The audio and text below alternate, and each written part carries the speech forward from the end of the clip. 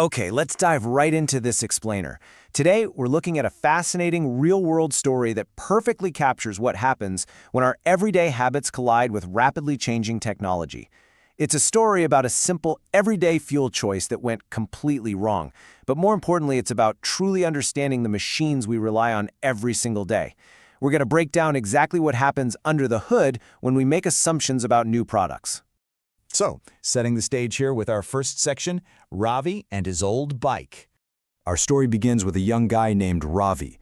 And, like a lot of people, Ravi didn't just see his vehicle as a way to get from point A to point B. He had this incredibly deep emotional bond with his beloved motorcycle. It was an older model, a real classic, and he affectionately called it Raja, which actually translates to king. Ravi and Raja shared an unbreakable daily bond. They were practically inseparable. For Ravi, this bike was literally an extension of his own identity. He completely trusted this machine to get him wherever he needed to be without fail. Just look at their daily routine.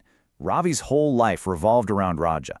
He used it for going to college every morning. It was his main ride for hanging out with friends in the evenings. And on the weekends, they'd take these long, winding rides out of the city. Raja wasn't just a machine. It was a completely reliable companion. Honestly, Ravi probably treated the bike better than he treated himself. It was just woven into the very fabric of his day-to-day life. But, as we all know, routines are meant to be broken. That brings us to our next chapter, the new experiment of E20 Petrol. One day, Ravi's totally predictable routine is suddenly interrupted during a mundane stop at his local petrol pump. While pulling up, he spots this shiny new sign advertising E20 fuel available. Now put yourself in his shoes for a second.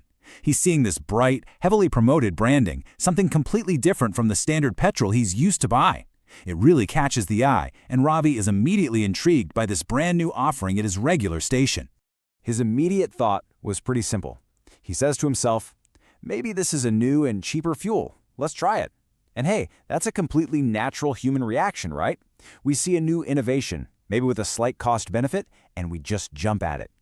Ravi impulsively decides to fill up Raja's tank with this E20 fuel without a second thought. No research, no checking the owner's manual, just a split-second decision right there at the pump. Moving right along to the next part of our story, the sudden breakdown in the bike. Initially, the new fuel actually seemed like a massive win. For the first few days, the bike ran smoothly, and Ravi felt pretty smug about his choice. But the honeymoon phase abruptly ended. Fast forward just a few days later, Ravi gets ready for college, hops on Raja, turns the key, hits the starter, and instead of that familiar, reassuring engine roar, he's met with this highly disturbing sound, thock, thock, thock. Just a hollow, mechanical clicking noise. The engine is completely dead. A wave of sudden panic just washes over him. He's thinking, oh, what has happened to my Raja? His heart absolutely sank. This highly reliable companion, the bike that had never let him down through all those commutes and long weekend rides, absolutely refused to start. Naturally, panic sets in, followed immediately by action. A deeply worried Ravi ends up pushing his heavy, broken-down bike all the way to his trusted neighborhood mechanic, Irfan B. Look, when you own an old classic machine, having a trusted mechanic is absolutely vital. And Irfan B is the go-to expert Ravi relies on to keep his old bike alive. Which leads us into the real technical turning point of our explainer today, the effect of ethanol on the engine. So Irfan Bhai wipes his hands, takes one quick look at the bike, and just listens to the sound. He doesn't even need to take the engine apart to know exactly what's wrong. He looks right at Ravi and asks a very surprising question. Ravi, did you put the new ethanol fuel in this? Ravi is just absolutely shocked. I mean, he hadn't mentioned the petrol pump, he hadn't said a word about the new sign, yet his mechanic knew instantly. How could he possibly know about the E20 fuel just from a bike that won't start?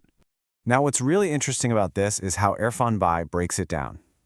You see, E20 fuel, which is 20% ethanol and 80% petrol, is fantastic for modern bikes built to handle it. Their engines are specifically designed for it. But for older classics like Raja, the high ethanol content aggressively attacks older rubber parts and completely damages the traditional carburetor systems found in these vintage models. The absolute crucial issue here comes down to basic chemistry. Ethanol is hygroscopic. That's a fancy way of saying it attracts and absorbs water right out of the air. So, in an old engine, this trapped moisture leads to internal rust. On top of that, the ethanol chemically degrades the specific types of rubber seals and fuel lines used in older manufacturing.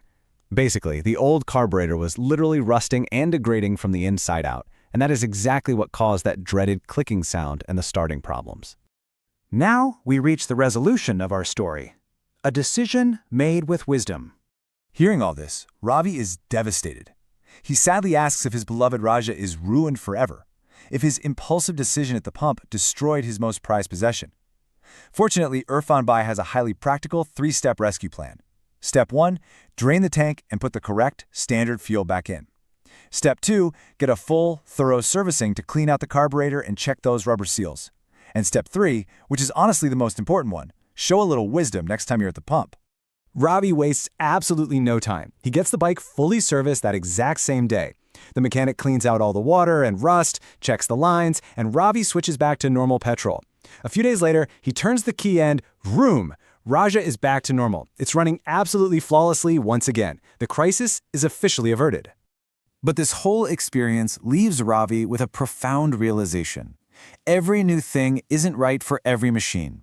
Blindly adopting new technology, like a new biofuel blend, without taking a moment to understand its compatibility with your specific equipment can lead to absolute disaster. Just because a technology is widely advertised and brand new certainly doesn't mean it's a universal upgrade for everyone. The ultimate takeaway from Ravi's story is perfectly captured here. A decision made with wisdom is the real strength. Innovation is incredible, and shifting to new fuels is a massive part of our modern world. But my question to you is this.